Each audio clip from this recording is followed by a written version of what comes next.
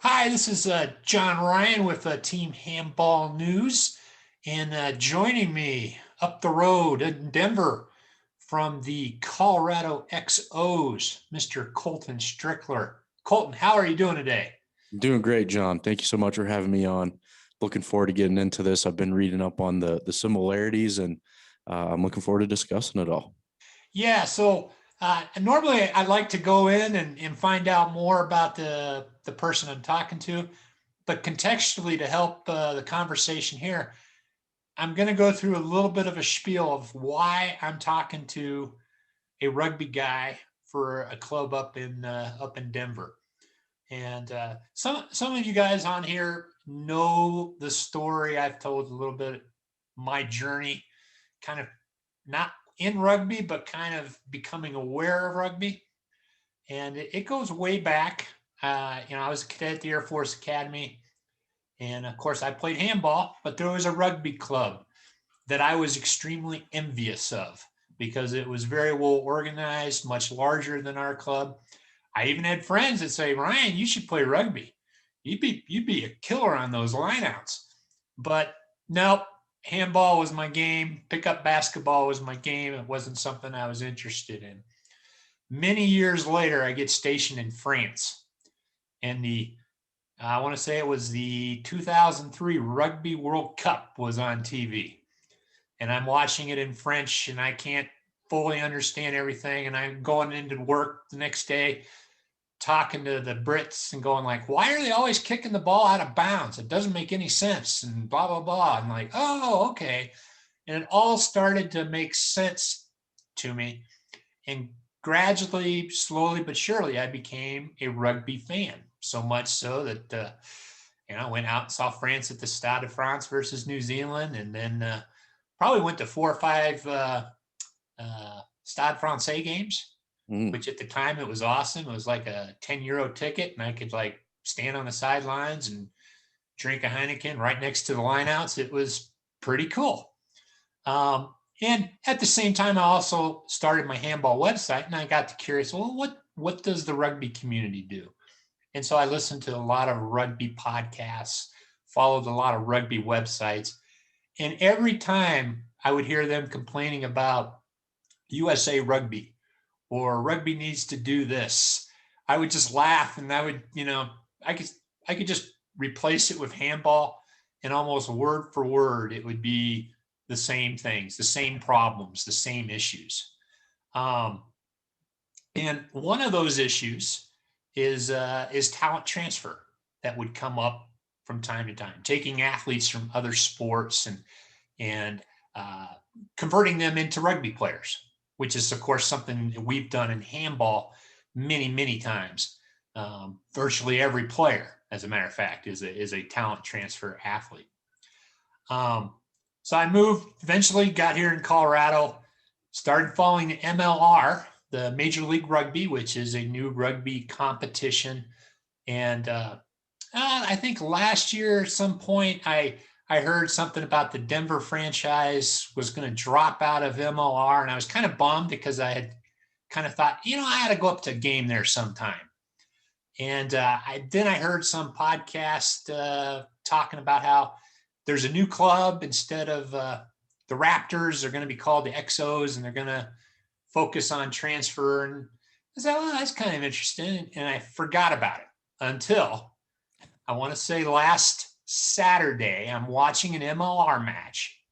And, I'm only halfway watching it because, kind of like what you were saying, Colt, you can't watch every MLR game You can't on do the it. weekend. That's a lot of time.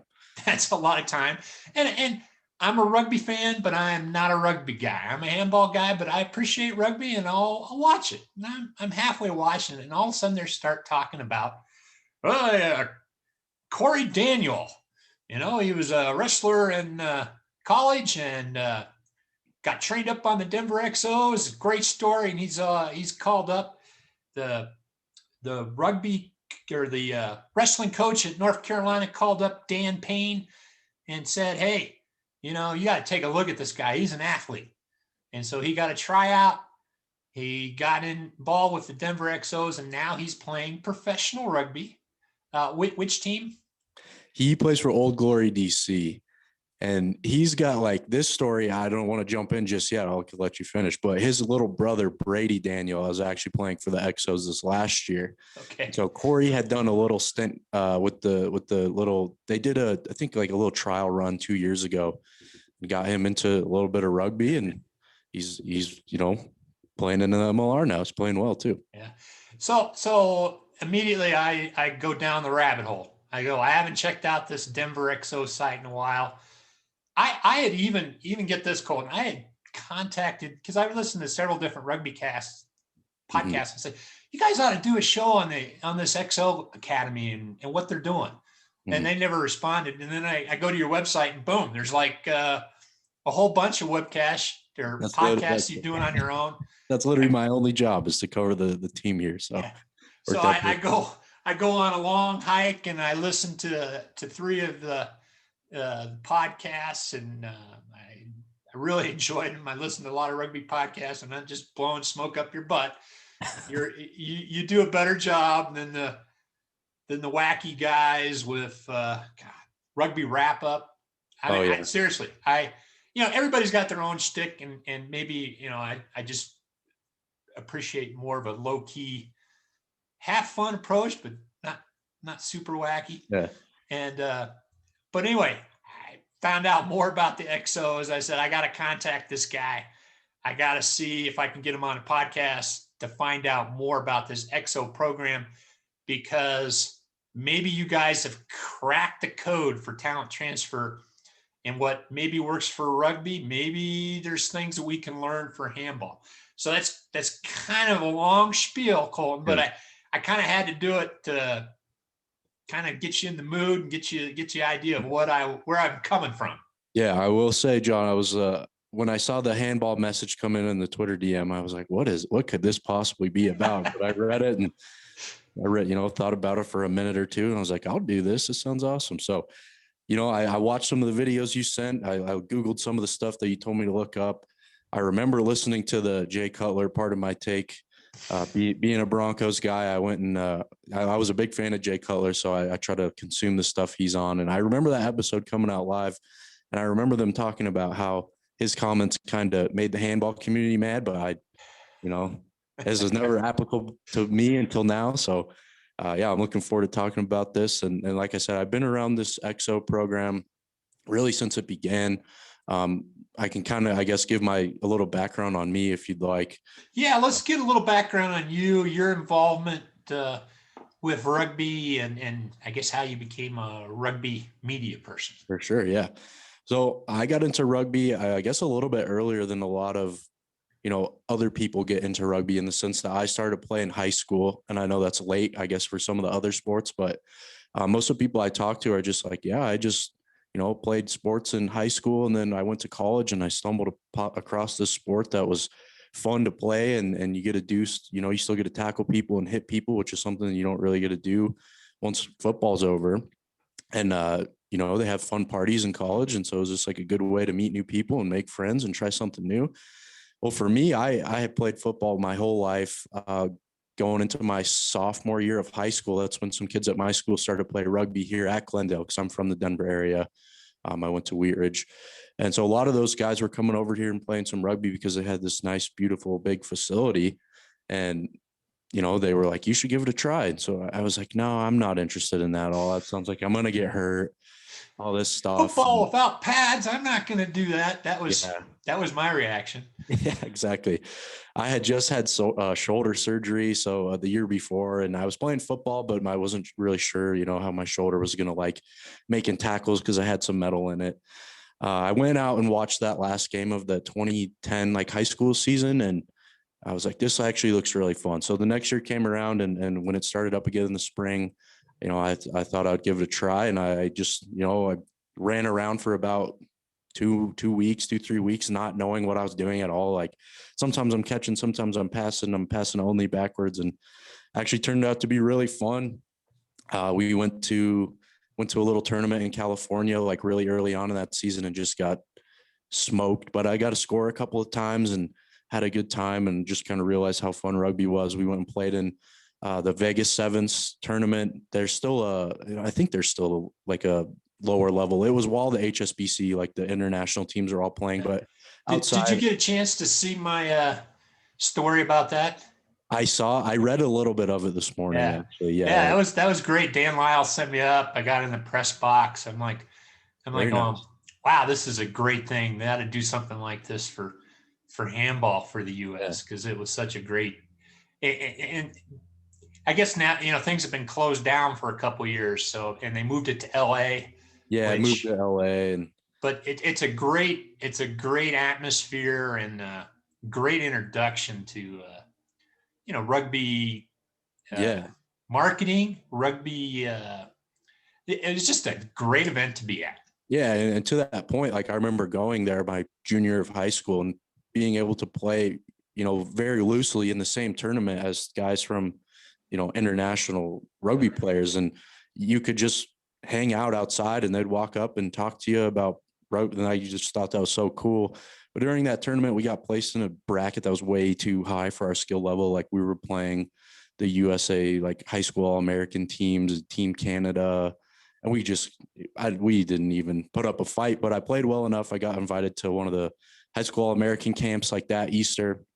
So I went out to Arizona. I got super sick, so I didn't get to actually try out, but like from there I was hooked. So finished that season, played foot, made me such like a way, way better football player too. Like going into my senior year of high school, I just couldn't miss a tackle. It felt like I was in way better shape from playing rugby for 8 months leading up to that. Like it just made me a way better high school football player.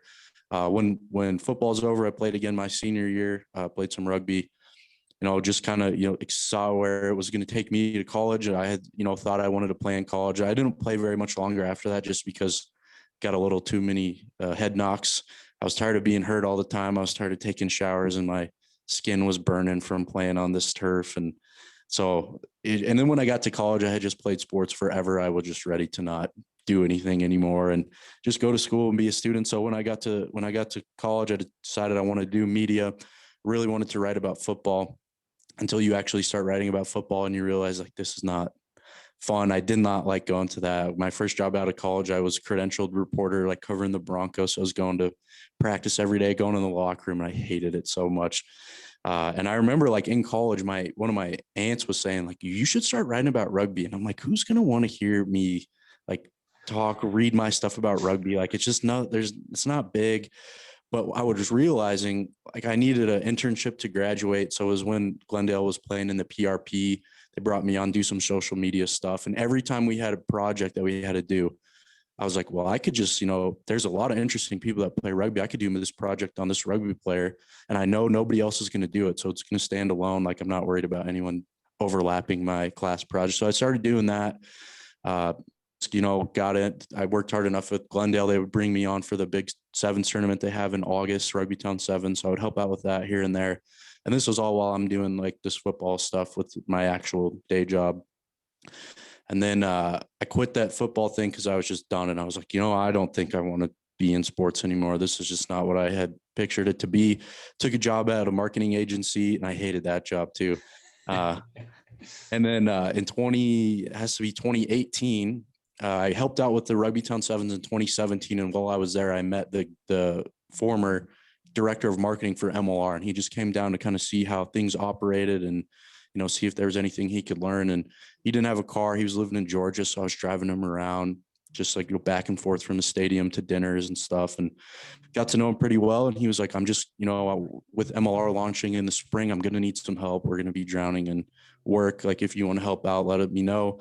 We'll be able to pay you a little bit. So I didn't talk to him for a couple of months. And then in April of 2018, when everything's getting kicked up, Glendale had like a free preseason match against Nola Gold. And I met him down on the field and he was like, I am dying. Like I'm drowning in work. Can you please help me? And so I was like, yeah. So from there, just started working for MLR for those first 2 years. And, it was awesome. I loved doing that job. I was like the lead writer. So I'd write all the recaps and then they gave me a little feature, little like column type thing where I would write once a week and I would just like pick out 5 things from the week that I thought were interesting. And that was like a good way to express, I like feature writing and stuff. So it was a good way to like get to know some players a little bit more and try to tell the stories of their season. Wasn't really, looking for a new job, but this opportunity with DNVR kind of came up, and it was another chance to do my own thing and host a podcast and, cover the team in a way that doesn't really exist. Like there's not beat writers for rugby. So to be able to come in and do this and get this amount of access has been awesome. And obviously there was a couple wrenches in the plans with the Raptors withdrawing from MLR, but they had mentioned that when they withdrew that the plan was to further develop American talent. And this has kind of turned into this crossover program, which I think I've gone on the record as saying like, this is the most fun I've had doing work, being around these guys that are freak athletes, like some of the biggest people I've ever seen, like biggest, strongest, fastest guys. And like I said, I was in a NFL locker room, so I've seen some big, strong, fast guys before. And it's just been fun to see how quickly it's progressed, because I've talked about on one of the last podcasts I did. I don't think even within the organization, like I don't think you could ask Mark Bullock, who I've had on my show, who's the director of rugby. That's like the general manager for people unfamiliar. Like, I don't think you could ask them if you would have imagined they'd put 6 guys into the MLR and 1 guy back into the NFL within legitimately 8 months. Like this started in January. So less than that, 7 months. It started in January and here we are. Yeah. And so this is a good transition, because that was my reaction too. When I heard about this, not last week, but maybe a year ago or so, when they were talking about doing this, taking athletes and turning them into professional rugby players. Count me as someone that was also skeptical. And I sometimes know a little bit about rugby to be dangerous, maybe a little bit more than just a little bit. I think I can talk intelligently about it, but it's not, like I said, it's not my number one thing.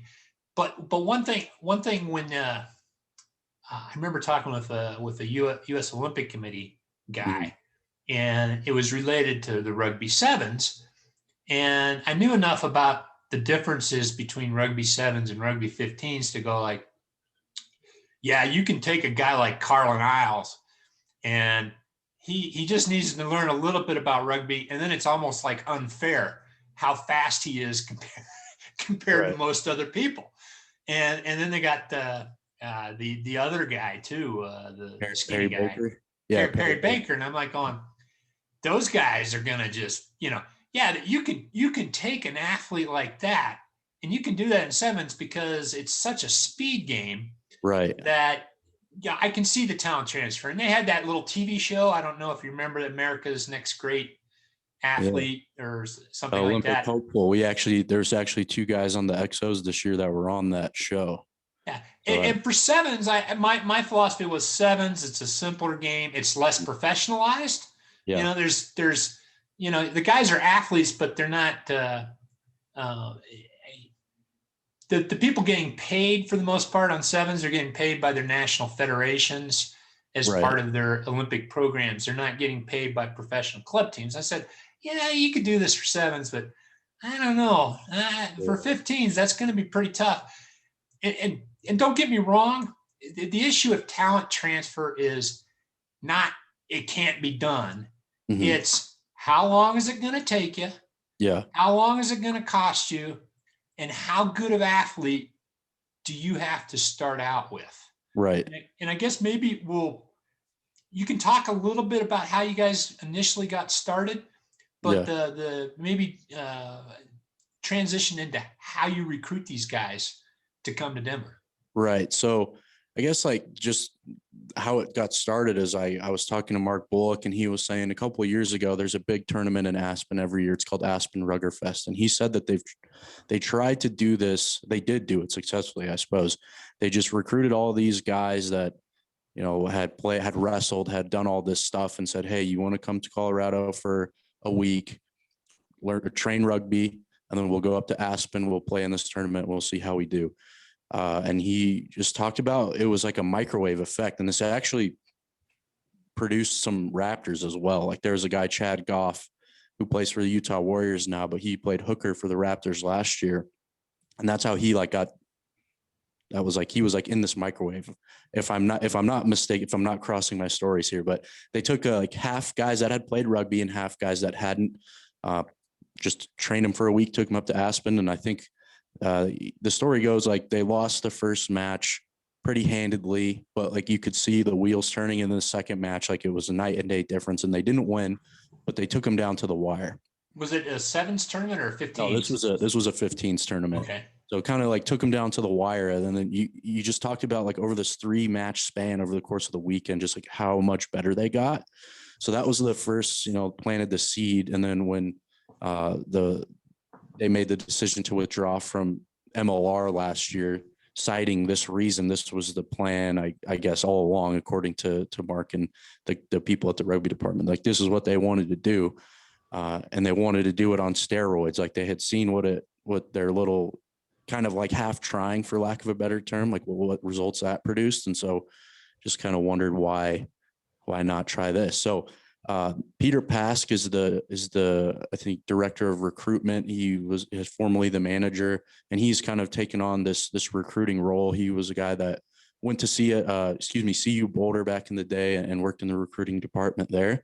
So he knows a little bit about recruiting, and he just built this robust player database last year. I think it seriously had like 3,000 to 4,000 players in it. And he just went down, he would pick out schools that the Raptors rugby department has had relationships with. Like they've had relationships with Louisiana State, like with LSU, where they've been invited down to pro day while they were in MLR. And they'd be like, hey, can you let us talk to 5 or 6 guys that just, won't make the NFL. So obviously at LSU, there's the guys aren't making the NFL are not bad athletes that are playing football at LSU. So they would talk to these people, have relationships with Duke and Clemson and all these schools. So just kind of like, I guess with anything else, just like networking and being like, this is what we're trying to do.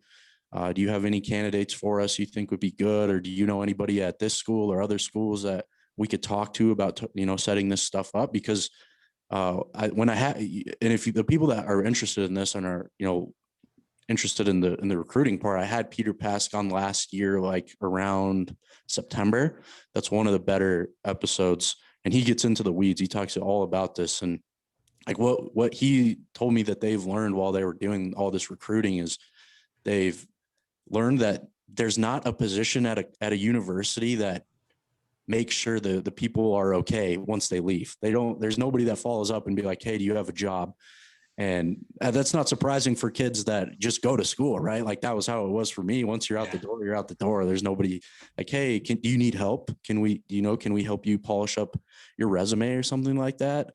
But I would think within the athletic department, because it is just a smaller ecosystem inside of a school that would exist, but that's something that they don't know. So once they kind of get out the door, you don't really have any way to contact them other than to track them down via social media. So that's what the rugby department here did.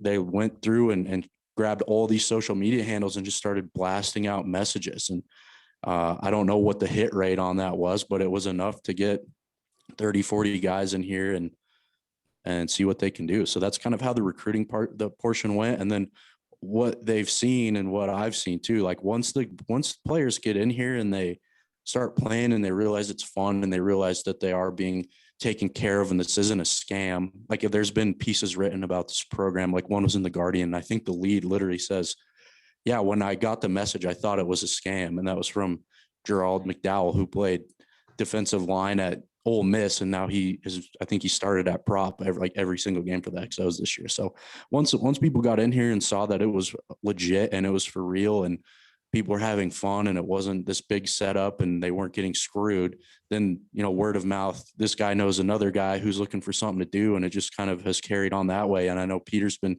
hitting the recruiting hard still, and especially now it's in the summer, so it's an off time and they're trying to get people back in for I think they report back on August 2nd for what they're going to be doing in the fall, and just kind of is working its way. So a couple questions. There's a lot of parallels between rugby and American football, and American football grew out of rugby, and it doesn't take long to watch an NFL game and go like, these guys would not every position, we got big, huge linemen that would die in 10 minutes For in a sure. rugby match. But I guess what I'm getting at is rugby. Rugby is the obvious primary source. What percentage do you think of the guys that you are going for and the guys that come into the program are American football guys? I think honestly, it's super high. 95, 98% of guys that have played football. But what I think, talking to people and just kind of observing is that a sneaky good background to have is basketball. Yeah. Basketball and wrestling are the two guys that are, two types of athletes that seem to exceed in rugby in a quick amount of time. And it's because like wrestling is the work rate. But, I know before we started recording, we were talking about these little drafts that we've been doing at the NVR. And when I did the CSU one, Ben Pinkelman, he went to CSU. He's playing on the 7th Circuit. He just had to withdraw from the Olympics, but he commented on that draft and was like, the best crossover athletes I've worked with are wrestlers and basketball players. Basketball players because they understand the spatial like awareness. They understand filling space and leaving space and how to cut to the basket. So that's like the line running and rugby. You got to move well without the ball. And wrestlers just because they know contact, they know how to hit without pads, and they work like crazy. Yeah. So and they're incredibly good shape as well because the academy, they make you take every PE class imaginable. And I remember doing wrestling and just dying, because it was so physically exhausting. But I would say, the same thing with basketball. I played football in high school, and I was pretty decent football player. And that's why I said if I had played rugby, I would have been, I don't know, 4, 5, 6, 7, maybe an 8. And I but it wouldn't have been so much my basketball skills, although I don't think that hurt, but the fact that I also played football would have been well. And so like if you were a wrestler and you played football in high school, but maybe you weren't like a super big, huge guy for American football, but you can run, you can run 80 minutes, no problem at a high rate. And you played football, you're going to do well. Yeah. The football piece obviously brings the contact, and that's like what I feel like basketball players have a hard time adjusting to, is just how much you're getting hit and taking hits and realizing that you can get smacked and be up and be okay. But for instance, one of like the crown jewels that's come out of the XO program is Jalen Robinson. And Jalen Robinson, his dad is Glenn Robinson that played for the Milwaukee Bucks. Like he was a first overall pick. Jalen, though, has a wrestling background. Like he played football at Purdue. He played defensive line. But I think what's carried him is just like his wrestling background. Like you see the way he tackles people, it's all takedown. It's all single legs. It's double legs. Like, and I've asked people on the show because there was a big running debate, who hits harder, Jalen or David Still, who's another guy is playing for Austin Gilgronis right now. And people just I've never seen Jalen go backwards. Like when he hits you, you stop in your tracks and he's literally like picking you up and he's taking you back, several steps. And I think a large part of that is his wrestling background. And I think that's where his work rate comes from too. He can play 80 minutes as a hooker, in the scrum, pushing people and making tackles and running the ball really hard because, he's wrestled. Yeah, no, definitely. And I think you can learn something from almost any sport and bring it in. Some better than others, but I think just about any sport is going to help bring something to the table, if you will. But obviously for rugby, American football is a prime category. And the other thing I think that factors into that is, you've got the NFL. I guess you got I don't know, there's some sort of spring league playing now, and you got the Canadian Football League. And there's even a few guys that'll go over to Europe, quarterbacks mostly, and they'll get a little bit of a salary over there. But your options are limited, and those rosters are humongous. Right. There's a lot of guys that are just, they're done. For sure. And I know you mentioned the spring league and the connection with the XOs and the spring league is actually pretty cool. So I know talking to Peter was saying that he just wanted to pick the spring league's brain about how they go about getting players. And The guy was actually like, we're supposed to have a showcase in Denver, but our facility they just shut it down for COVID. We've looked at your facility. Is this something that you'd be interested in? And Peter was like, yeah. Do we have free reign to walk through the 100 guys on the roster and ask them about rugby? And the guy's like, yeah, I don't care. So the spring league came out last July and just had a week's worth of practice on the turf, and they were out there every day. And I know they've pulled a significant amount of players from the spring league. A good 8 or 9 or 10 have played in the spring league, and we're like, yeah, we got contacted at this thing and it worked out. So, but to your point, exactly, like an NFL roster there's 53 men, right? And you add 10 to 12 on the practice squad, that's only 65 jobs that exist times 32. That's not, and look at the rosters that teams are carrying right now into camp. You have 100 players. So they're going to literally cut those in half. Right. That's so many guys that should be doing something. They should not have to go, they're good enough athletes to do something. They just don't know about the other opportunities just yet. Right. Yeah. And this is something too that, living in Europe for 5 years, like I did, and seeing how they do sports, with their pyramid structure with, first division, second division, third division, every athlete has options into their mid 20s to late 20s. I mean, it's a matter of how long that they want to go take it. And you do get guys, and I was just talking with Patrick and Ian Huter earlier this year, and they were talking about, they play in the second division in Germany. You do find some guys that, they get out of the youth programs and they're not good enough for a pro club, but they keep playing, they keep hacking away, and they get good enough. Yeah. And so you get a mixture of guys like, that when they're 19, 20, that they can't miss, and they get that opportunity for a pro contract. But the thing is, with the way the America pro is structured, you've got to be really at the top to go, or you're done. You're done. Yeah. It's rec league basketball for you, or flag football competitions, and it's just a different way of doing things, and that's sometimes something you really have to explain to Europeans, and I assume it's the same way in rugby as well. You can keep playing, and maybe in your mid 20s you say, well, I guess it's not going to happen to me. I kind of still like playing, but I'm ready to be done. I'm 26, 27, time to go on and, with my regular career. But you have that option. US, you're done. Yeah. You're done at 22.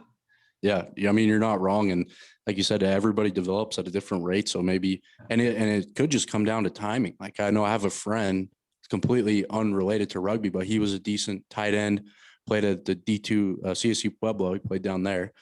And he played well enough throughout his career that he had some NFL looks, but it was all going to come down to his pro day. And he was talking about how he had just knocked his shoulder out that year and, made the decision to not have surgery and, just risk it. Because if he, rehabbed and treated it right, he was going to be able to actually partake in the pro day, which was going to be his best option. And just didn't put up the bench press reps that he needed to. He missed them by 5 or 6 to get an invite to a training camp. Yeah. And he was saying the scouts were like, we really want you to come, but we can't take you with these bench press numbers. And so he's like, it's crazy. I played football for 16, 17 years of my life, and it seriously came down to 5 or 6 reps on a bench press. So, it's just the way that it's worked out. And, it's a bummer, but. So, we live in the U.S. That's the way it is in the U.S. I think that's great too. Also, that's a lot of grunt work, finding. I'm sure this is how it works. You take some guy's name, you plug it into Google, or you go into Instagram and say like, well, I hope he doesn't have some, crazy handle like 29 flyer or something, because you're never going to find him. Yeah. Hopefully you can find it with the guy's name. Maybe if he's got an obscure name, it's a little easier too. Yeah. But you multiply that by, you said like, thousands of guys. That's a lot of grunt work tracking these people down. That's kind of a benefit, I guess, from COVID, is there was nothing else going on. Like they had the opportunity, they had the time every day to sit down and dig through the entire internet to find these people. One other aspect to it, in handball, they would do these shotgun emails, and they would get a really poor response rate. You know, and I think maybe for all you know, it might be those emails from their college that maybe they still aren't connected to. Yeah. But what about one thing I've always thought too is you know, a personal touch, you know, Mhm. where you can like you can show, hey, I know your name. Yeah, Hey, I know what you did in your career. I know what your skills are, and this is why I think you'd be a good rugby guy. Is there any of that yeah, personalization to help improve the recruiting? for sure. I know, just talking to Peter, it's like I was mentioning earlier, it's a lot of networking. So if they're talking to a strength coach at this school, you can be like, hey, hey, John, I talked to the strength coach at Air Force Academy, and he had really great things to say about you, and I know that you have this opportunity doing this, but if that ever slows down and you want to give rugby a try, like hit us up. We are paying, X basketball, X football, X wrestlers to learn rugby and potentially represent the United States at the highest level, Yeah. in the Olympics and the World Cup. And that's kind of how they gone about doing it. And like I said, I'm not sure as to what the hit rate is. I could probably report that back to you. Yeah. I just Well, you know, maybe oh, I'll definitely listen to that yeah, podcast you did with Peter. yeah, And who that's a knows, good one. maybe I'll hit him up as well, because I've always been curious as to you know, some of the different techniques that could be used. But perfect transition. You say, hey, we're paying these guys money. Yeah. Where are you getting the money to pay for these guys? Yeah, so I think the way that this is set up here is this is funded by the city of Glendale. This is Rugby Town, USA. So I know that pay is not a lot. If I had to put a guess on it, between like a grand and $1,500 a month, but like a pretty standard thing in the MLR and I think just with rugby, like across the world, is like housing is included in that. So if you go to any MLR team, like the MLR team is probably covering your apartment. You have a roommate, but that's kind of like, I think that's a big piece of it too. Is like you don't have to worry about getting a place to stay just yet. Well, but we won't go into. Well, maybe we'll get into MLR because I have a lot of questions there Yeah. earlier. But what are the Denver or the Colorado XOs doing? So yeah, that's, what do you mean by that? Well, are you guys paying salaries comparable Yeah. to the MLR? Well, and this is where I'm not like an expert, because I'm not Yeah. in on the money side of it all, like at all.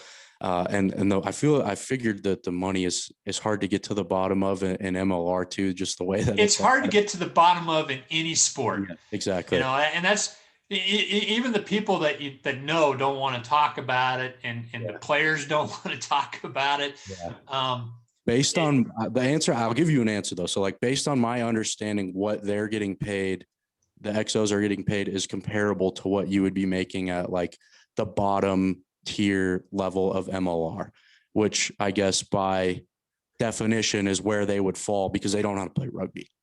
So Great. that's my understanding. Like I said, I feel like it's anywhere between a grand and 1,500 a month. And the way that the rugby contracts are set up across the United States is like you're on a 6-month deal, because once the MLR final ends, everyone is free to go play rugby somewhere else because they need to make a living, right? They need to Right. go. And Well, so this has and been I the guess same that's the thing. other question too. You know, with the XOs, um, you know, they're training daily, and strength training, rugby training. How does that work?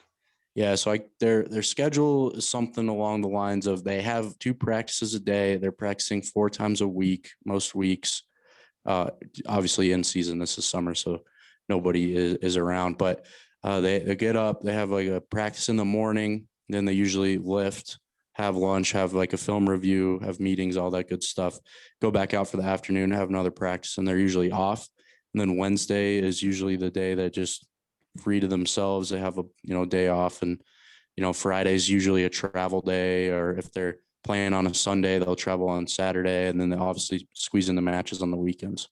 Wow. So, I guess that was my next question, whether the schedule allows for, a side job.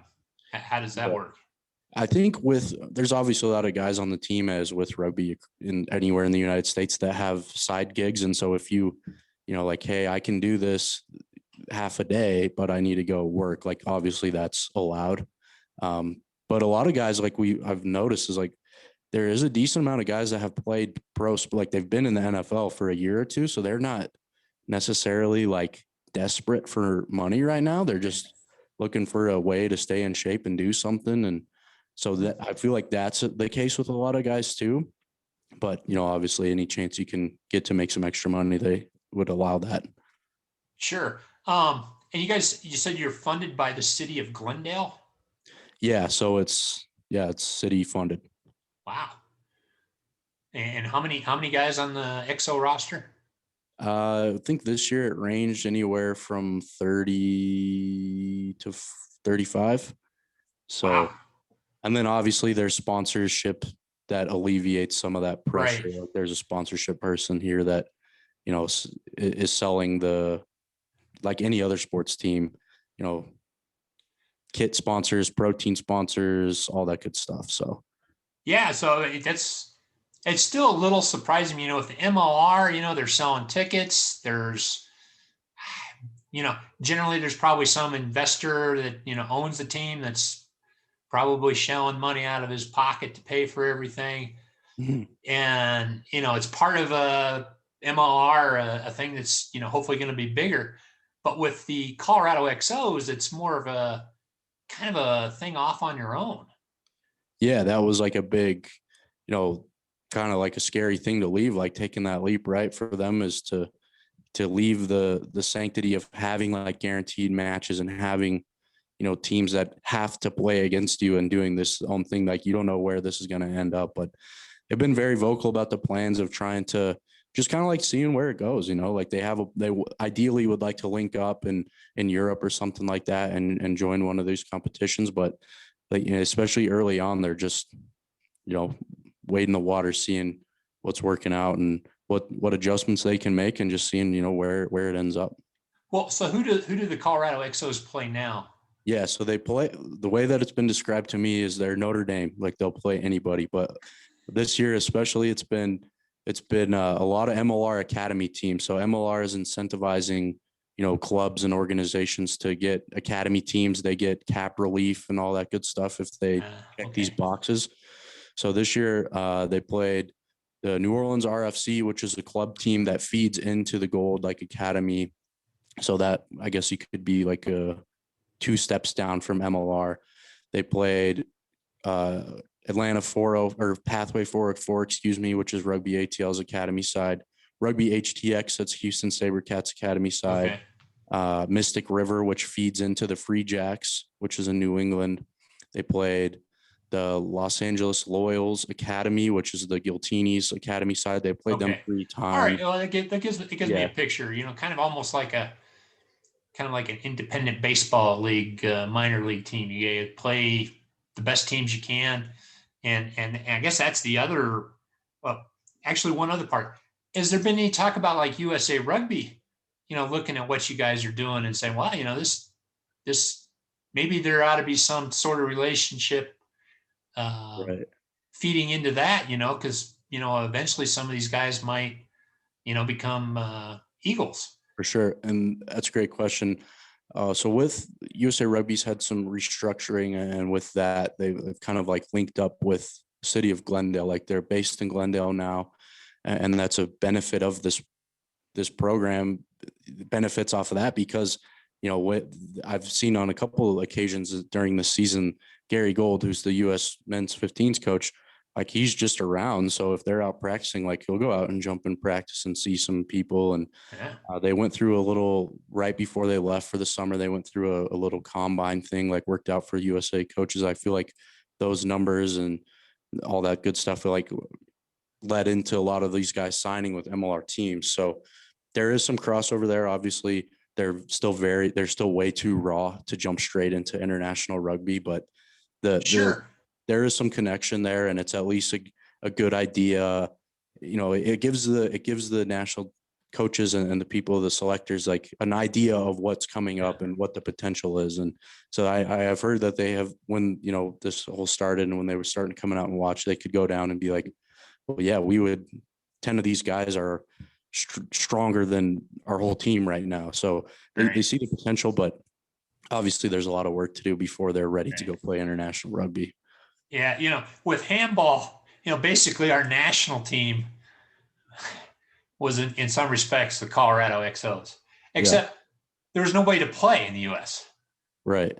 I haven't, you know, and so handball, so so back in the day they used to fly to Europe to play club teams and national teams to get that competition. But rugby's developed enough in the U.S. that there's available competition that you guys can go play. But I guess that's a whole other thing. You got to travel to go play those guys. Yeah. You guys got a nice little budget to be able to do all those things. Yeah, like I said, the I don't know much about all that stuff. All right. Well, let's talk about the, you know, you talked about these guys being raw, but maybe not so raw that they can't make an MLR roster. Mm-hmm. And that to me was